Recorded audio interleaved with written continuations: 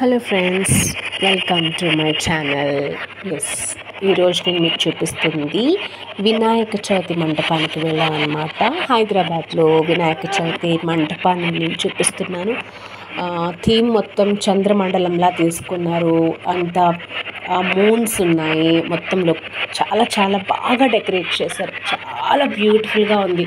అంటే మనకి వినాయక చవితికి 9 రోజులు మనకి చాలా చాలా మండపాలన్నీ కనిపిస్తూ ఉంటాయి కదా.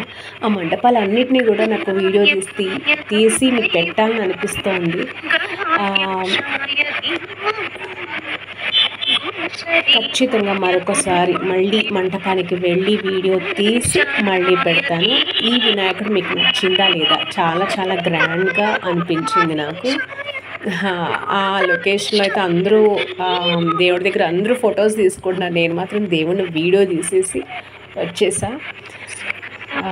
చాలా చాలా బాగుంది.